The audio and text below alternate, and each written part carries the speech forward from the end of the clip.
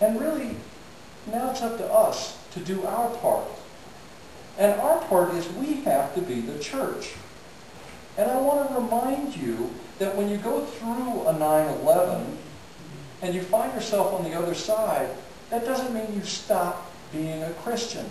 Just like the firefighters, when they got to the other side of 9/11, they didn't stop being firefighters. The police officers didn't stop being police officers. So when we get to the other side of this, it doesn't mean that I stop being a priest, or Deacon Warren stops being a deacon, or John stops being an organist. And it doesn't mean that you stop being Christians.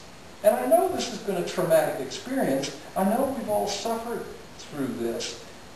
But we don't stop being Trinity Church just because we get to the other side. And so, here's the thing about this. When you get pulled out of the rubble, think about that. Think about this person getting pulled out of that rubble. A gigantic building has fallen down around them. 3,000 people are dead, and they've been spared. That's the word. They have been spared.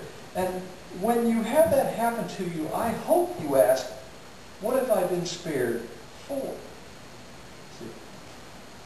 Why has God given me this gift? Now, when Moses leads the chosen people through the Exodus experience to the Promised Land, he doesn't get to enter into the Promised Land. Because, remember, at the one point, there wasn't one set of the Ten Commandments. There were two. He took the first set and threw them at God's chosen people because they were worshiping the idol. Moses got so mad, he took this gift from God and threw it away. If you throw away the gift, you should expect there to be consequences. God has given us a gift. He spared us. He has led us through. Not that it's been easy. I didn't say that. He has led us through for a reason. So why have we been spared? Well, to be the church. I know we're going to be more high church than we used to be, but we still got to be the church. I said something about incense yesterday, and I got some. We won't do that. Well, the deacon's got his heart set on it. So maybe one time. But we've been spared, I think, for a reason. And I think the reason is past Christianity really needs us.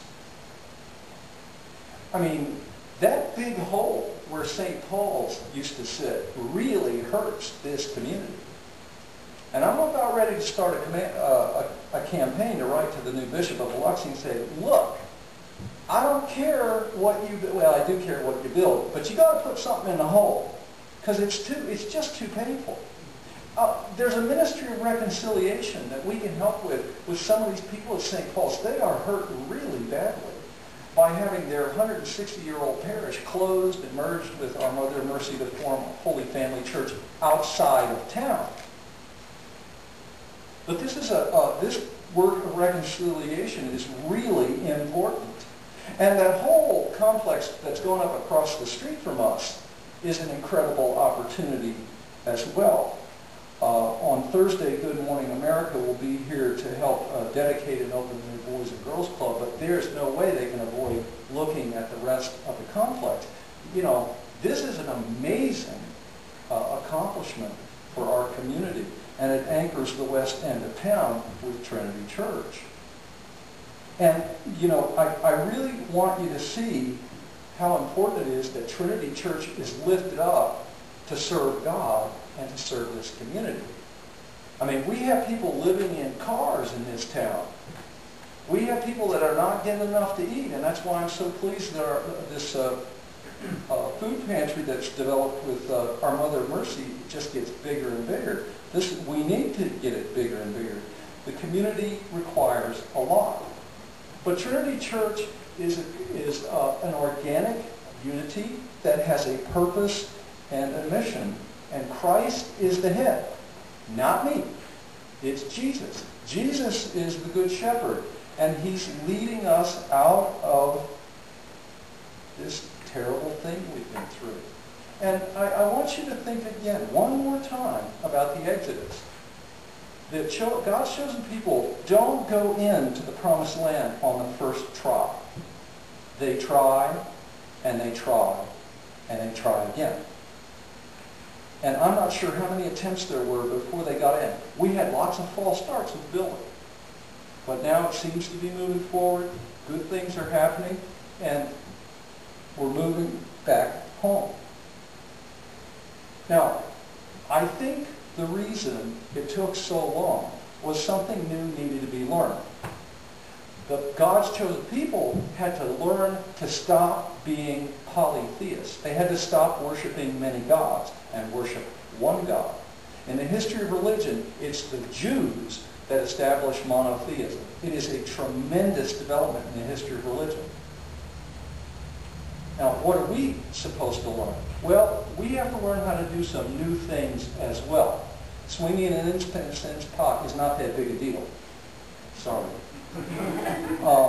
But learning that, we have a mission in the community and really engaging it is terribly important, because St. Paul's is gone.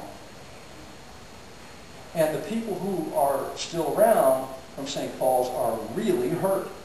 So, we have to step forward. We can't fill the whole hole. We can't do it. There aren't enough of us. St. Paul's is 10 times bigger than Trinity Church.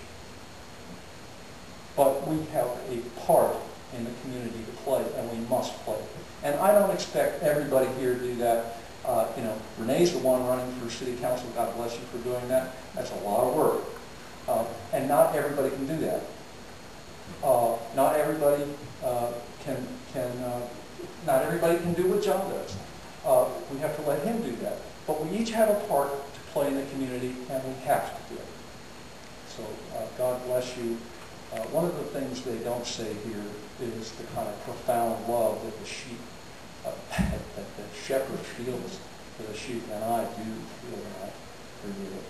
So let's keep that. In the name of the Father, and of the Son, and of the Holy Spirit.